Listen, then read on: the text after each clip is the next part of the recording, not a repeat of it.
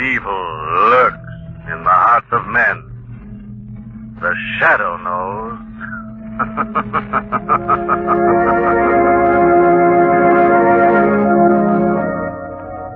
Once again, your neighborhood blue coal dealer brings you the thrilling adventures of the Shadow, the hard and relentless fight of one man against the forces of evil. These dramatizations are designed to demonstrate forcibly to old and young alike that crime does not pay.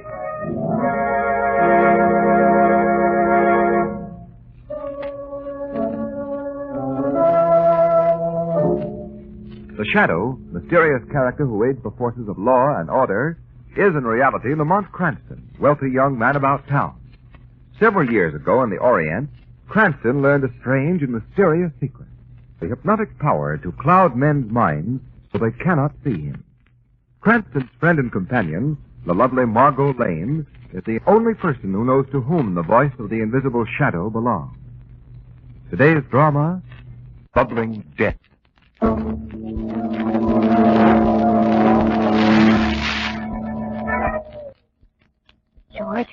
George, wake up quick. What's the matter? Somebody's in the garden. Oh, who'd be down there this time of night? Not so early. The mist is coming up. Like your brother. Bob? You sure? Oh, look. It's Bob, all right. Bob? Bob! Helen, he's walking toward the cauldron. Oh, no, not him. Not him, too. He mustn't. Bob, come back. Come back! Come back!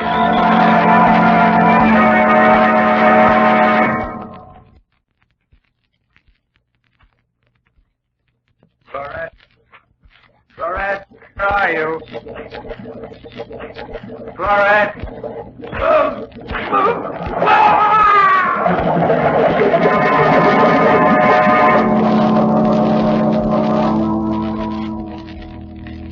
And that, Mr. Cranston, is the last we ever saw of my brother-in-law. By the time my husband got out to the cauldron, Bob had disappeared into that hideous sea of mud. Oh, how awful. You were a friend of Bob's, Mr. Cranston. There's no one else I can turn to. Tragedies affected my husband's mind. You've got to help me, Mr. Cranston. I've got to know what terrible secret is wiping out the Legrand. I'll do my best, Mrs. Legrand. There were 3 brothers, weren't there? Yes. The oldest brother, Jonathan, went the same way a few months ago. Walked into the cauldron in the middle of the night. Were you and your husband there at the time? No. My husband's an engineer. We were in South America with our little boy, Tommy. When we got Bob's cable, we hurried back home. Where is your home, Mrs. Legrand? In the bayou country of Louisiana. When we got there, we found Bob gloomy and depressed. Couldn't get a word out of him for weeks. First Jonathan and Bob were sensitive and moved in. George is the same way. This cauldron you spoke about, exactly what is it? It's an old lye pit in the woods back of the estate. The vine has eaten away the soil around it. It's full of mud and quicklime now. Gas underneath it. The whole thing boils and bubbles all over. Tommy threw a ball out on it once, and his little dog tried to fetch it, and the mud swallowed it. Oh, how horrible. Cauldron's got Jonathan and Bob now. It'll be my husband's turn next, and then Tommy.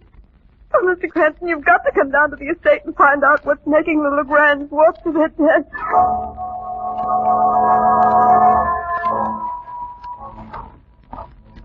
Well, there it is, Margot. The Legrand ancestral estate. Dismal looking, isn't it? Frightening is the word. You look at that house, Lamont. It's like a veil covering. That's the mist, Margot. It comes up out of the swamps. Those windows look like eyes staring at you. Yes, and that crack down the middle of the masonry doesn't look too reassuring. It's like something out of Poe. Here's the gate. That gate could certainly use a little oil. What's it set, Margot? Don't worry, I will. Here we are.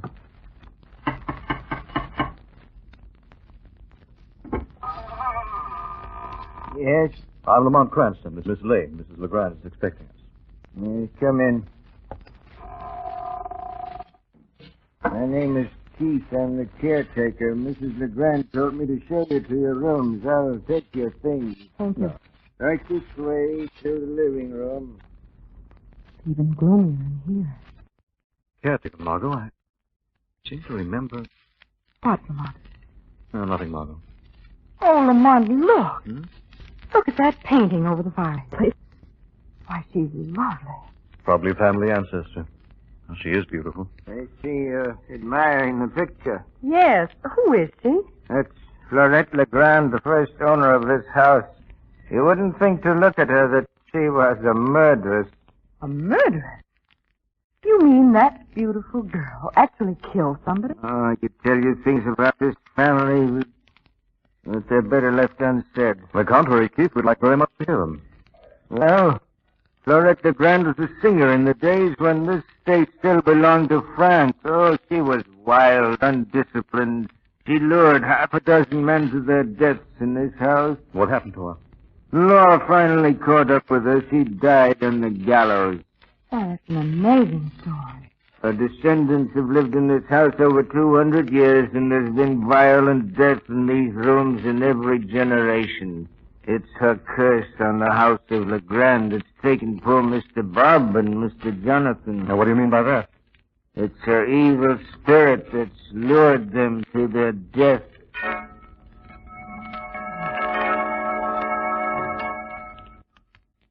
Come on. Come on. I'm in here, Margot. The living room. Oh, I wish you wouldn't leave me alone in this place. Oh, sorry, Margot. Just outside having a look at the cauldron. Did you find anything out there? Go over here by the window, Margot. I want to show you something. Well, what is it, Lamont? I'll just pull back these drapes. Now, look over there, over that lye pit. I don't see anything but a lot of mist. Keep looking. Why, that's the strangest thing. The mist seems to be taking shape. Yes, Margot. Vague, unreal shapes. Ooh, looks like a floating, headless body. Illusion caused by the fog that hangs over the low swamp. I've never seen a fog like this before, Lamont. That haze out there looks like it's crawling with evil. I almost get the feeling that it's alive. It is alive. He shouldn't have opened those drapes. This house is in mourning. Oh, we're terribly sorry. I don't believe we've met you. I'm Melinda, the house. Mrs. Legrand said to tell you she and the doctor will be down soon. Thank you, Melinda. Hello. Hello. Who are you? I'm Margot Lynn. And this is Mr. Cranston. Hello, son. You must be Tommy Legrand. Uh-huh. Mommy told me you were coming. Do you know when Dave? Well, I know a few. Gee, that'll be swell. Melinda won't let me play with a pretty lady anymore. We had such fun together. Her dress made a funny noise and she had bells on her That'll do, Tommy. Run along upstairs. I won't. I want to stay down here. That's your bedtime. Come along. Don't touch me. What, Tommy? Matter, son. She never lets me have any fun. I hate her. I hate her. Tommy often go off into tantrums like that? Nothing a Legrand does would surprise me. Who is this pretty lady Tommy was talking about? Oh, you mustn't pay any attention to the child. Sometimes he talks about things that don't exist. Melinda, did Jonathan and Bob Legrand ever talk about things that didn't exist? I'm not one to speak ill of the dead. If you'll excuse me, I'll get on with my work. She's a strange woman. Sorry to have kept you so No. long, Miss Cranston, Miss Lane. This is Dr. Hanley. He's been attending my husband. How do you How do you do? Doctor, do you mind if I ask you a few questions about George? That is, if you don't mind, Mrs. Legrand. Of course not. Well, this ailment George is suffering from, mightn't it be just shock brought on by the loss of his two brothers? It's more than shock, Mr. Cranston. The man seems to be constantly listening for something. Looking toward the door as though he were expecting something to happen. That's what's so horrible. If only we knew what it was. If only we could get George to tell us. Well, I'm afraid it will be a long time before your husband will be able to tell us anything, Mrs. Legrand. He's either seen or heard something that has left a terrific impression on him. Whatever it is, it's frozen him into a silence from which I can't move him. One more question, Doctor. This thing that's affecting him, would you say he was afraid of it? No. The strange part about it, Mr. Cranston. He doesn't show any symptoms of fear. Only a terrific anxiety. As if he couldn't wait to see or hear this thing again.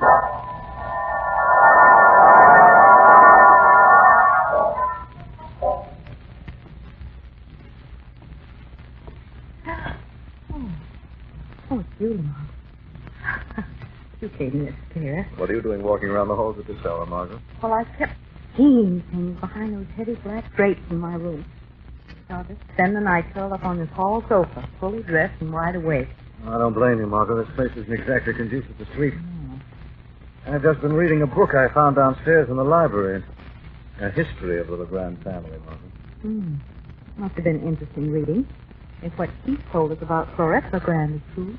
Keith didn't exaggerate a bit. This house is a heritage of death. Violent death. Remember what, Lamont? Well, I've seen Keith before. It's hard to forget a face like this. It's more like a skull with eyes. Lamont, has it ever occurred to you that Jonathan and Robert Legrand might have committed suicide? Yes, suicide would fit in with the brothers' gloomy temperament. Only one thing wrong with that theory. What? Drowning in mud isn't one of the accepted methods of suicide. There's a sound at the other end of the hall.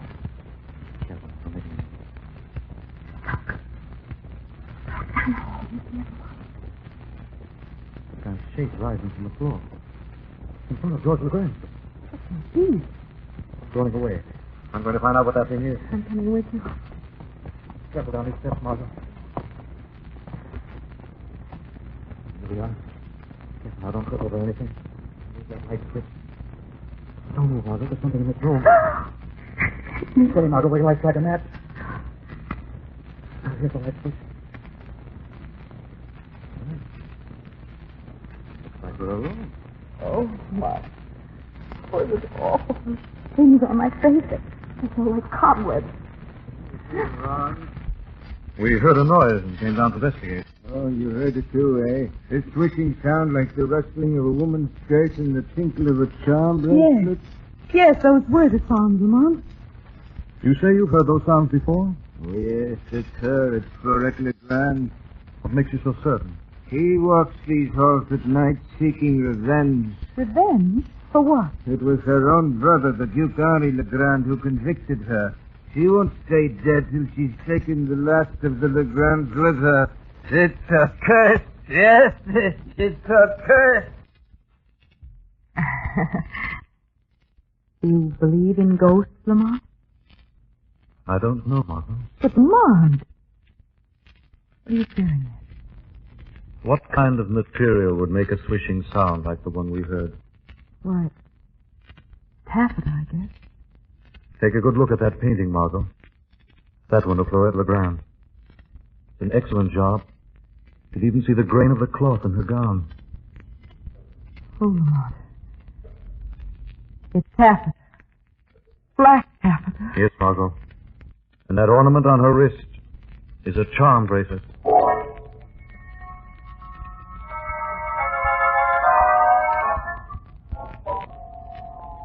Lamont, I don't mind telling you, this place gives me the creeps. What's the matter now, Margot? The picture over the fireplace, this living room, even the furniture seems to be hiding things. I know, Margot, but we've got to stick it out. 2 members of the family have walked to their death in the cauldron. Until we find out what's got them out there, George Legrand, his wife and child are in danger of being murdered, too. Then you're certain it was murder? Yes, Margot. Cunning, diabolic murder. It's this ghost business that's got me on edge. That thing we saw in the hall last night wasn't a ghost. But... Quiet, Margot. There's a storm coming up. I'd better fasten the shutters. Oh, there's bad things brewing.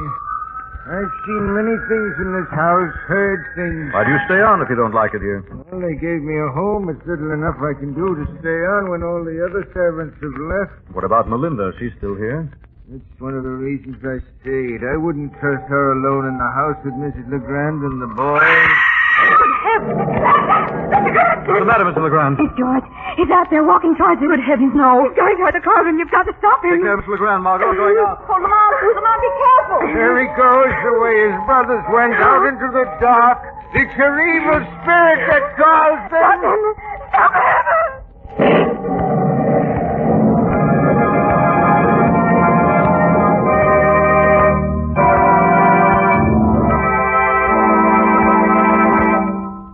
Back the shadow.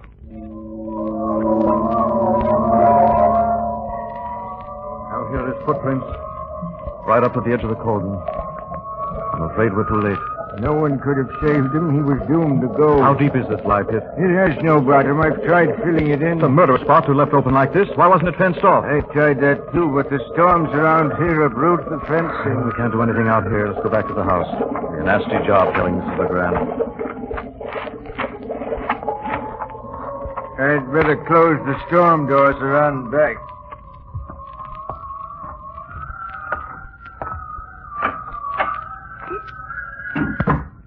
Well, Lamont, my husband, is he? Got to pull yourself together, Mrs. Legrand. George! I'm afraid we were too late. Oh, George. George! I came to his room to say goodnight. The door was wide open. He was gone. Oh, Mr. Cranston, what horrible thing has taken them all? My suspicions are correct, Mrs. Legrand. I can promise you we'll know before this night is over. Don't worry. Lamont, there go the lights. Mr. Cranston, I'm afraid. Some candles, Mrs. Legrand. I have the matches here. Margot! Margot, where are you? There are 2 candles on the mantelpiece. Oh, wait. There, I've got them. There, that's better. Margot! Margot's disappeared.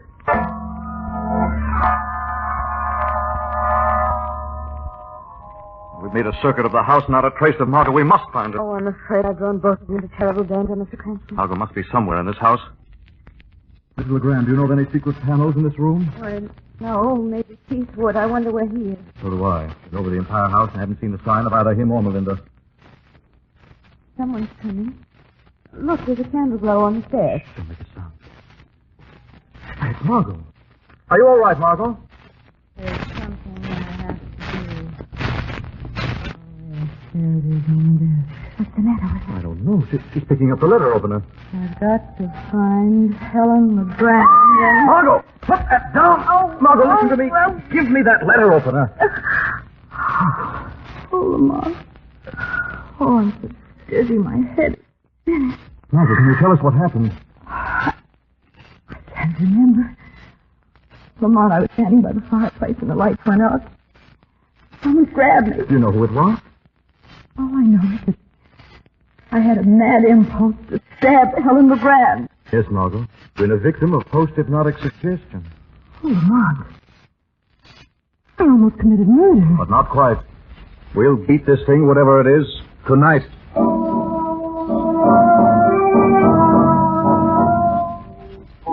Somebody in this house has been on wholesale murder, Margot, and there's no ghost. What do you mean? I didn't want to tell you until Mrs. Legrand went up to her room.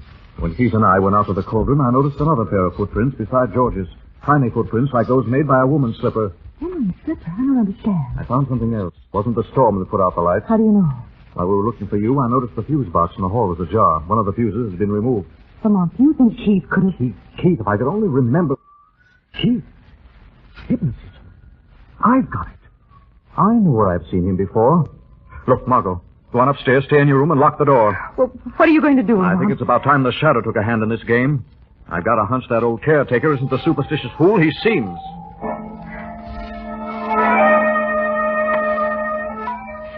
Is that you, Keith? Yes. Why did you ask me to meet you out here? I was afraid to talk in the house with those 2 meddlers around. We have nothing to fear from them. I'm not. Miss Lane has been questioning me. What was that? Nothing. You're just nervous. I'm sure I heard someone. Sounded like a footstep. No one's here. Let's get on with it. What do you want? An understanding, Keith. I've already told you there's nothing to share until we get rid of the whole family. It's taking too long. There's only Mrs. Legrand and the child left. Well, Mrs. Legrand should be dead by now. Murdered by Miss Lane. Oh, that's good. That's rich. Only a Legrand could plan things so cleverly. Now, what about the child? You'll have to wait. I'm tired of waiting. Something may go wrong. You want to spoil everything? Remember, Melinda, I've got a better claim on this estate than you, and if I wanted to be uncharitable, I needn't give you anything. You wouldn't dare. I'd go to the police. Oh, no, you wouldn't. You're what the law calls a partner in crime, Melinda. They'd find you just as guilty as I. Maybe you're thinking of getting rid of me, too. But remember, Keith, I'm not a Legrand. Your ghost can't lure me into the cauldron. My mother was a servant in this house for 30 years. They promised her a share of the estate for her royalty, and she never got it. But I want it, and I'll have it. Do you hear? I'll have this house or no one will. Wait. What? Who's there? It's I, Papa. Florette. What are you doing out here? Tommy. Poor little Tommy. I tiptoed into his room. Woke him ever so gently. He's the last of the Legrands, isn't he, Papa? Soon there'll be none left. Then I can have the house. You promised it would be mine again. Fool, what have you done? Only what you told me, Papa. I called to Tommy. He's coming out here. No, not tonight, you idiot. He must go. He's the last of them. He's coming to play a game with me. Go back to the house. That won't be necessary, Keith. Who spoke? It's the shadow. What? Where are you? Standing right in front of you. I can't see you. I've clouded your mind. What do you want here? I'm here to make you confess your crimes. You murdered the Legrand brothers. You can't prove they were murdered. There are no bodies. Yes, that was clever of you, Keith. Cauldron leaves little evidence. They were murdered, all right. Lured to that death by that mad woman over there. I'm Florette Legrand. This house is mine. All mine. Quiet, you fool. No use, Keith. The shadow knows the truth. Years ago, you toured the country with a carnival, giving exhibitions of hypnosis. Tonight, you kidnapped Miss Lane, gave her the post-hypnotic suggestion to murder Mrs. Legrand. It's not true. That mad girl is your daughter. You persuaded her that she's the notorious Florette Legrand, that she has the power to lead men to their graves. She's the one who lured the Legrand brothers to the cauldron. You have no proof. Oh, yes, I have. I overheard your little talk with Melinda. What? That footstep. That was you. Yes. You knew all the brothers were sensitive, moody. You kept feeding their morbid imaginations with your ghost story. And you let your mad daughter loose. She bore an amazing resemblance to Florette Legrand's picture. That and the mist down here did the rest. They'd have followed her anywhere. All right, yes, Shadow. It was my plan. I'm a Legrand, too. My brother cheated me out of this estate so that his sons could inherit it. They didn't know that I was their uncle. And I knew things about this house that they never knew. Secret doors, a hidden room where I concealed my lovely mad daughter. And with her help, I got rid of my nephews. You committed your last crime, Heath. I'm going to turn you over to the police. You'll have to catch me first. I know every inch of this land, Shadow. It's treacherous land. You wouldn't dare follow me through these swamps. No, but I'm going to stop you. There, put your arms behind you. Papa, who's speaking? You won't get me so easily. Florette! Yes, Papa. He's got my arms. I'm going to force him back toward the cauldron. You push him in. Oh, I don't see anyone but you. He's back of me, you fool. He's got my arms. There. I've got him at the edge of the cauldron. Now, push him in. Like this, Papa. Now, you fool. You're pushing me into the cauldron.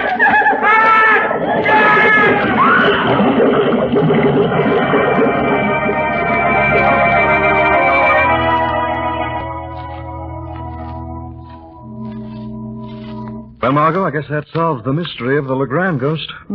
So it was Keith's daughter. Yes. The costume and veil she wore belonged to the first Florette Legrand. They were family heirlooms. Keith and Melinda were in the scheme together. Now Melinda's in jail where she belongs. Lamont, you never did tell me what happened out at the cauldron. Well, that was a narrow escape. Keith almost succeeded in pushing the shadow into the cauldron. His daughter tried to help him, but naturally she couldn't see the shadow. She and Keith tangled. He fell back into the cauldron, pulled her in. Oh, how horrible. No more horrible than the crimes they committed. Oh, by the way, Lamont, here's a little folder I thought you might be interested in. Visit the historic Bayou country where old world charm and romance make for restful vacation, eh? Oh, Margot.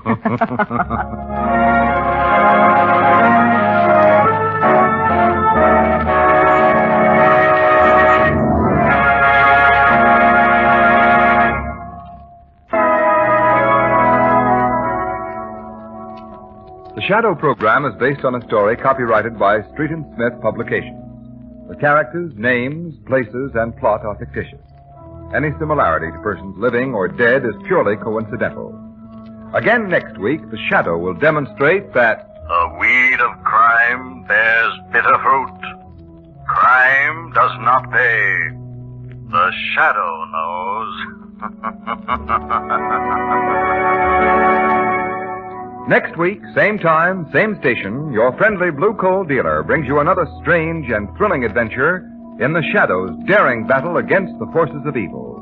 Be sure to listen. This is Ken Roberts saying, keep the home fires burning with blue coal. This story produced by the DL&W Coal Company, distributors of Blue Coal. This program came to you from New York. This is Mutual.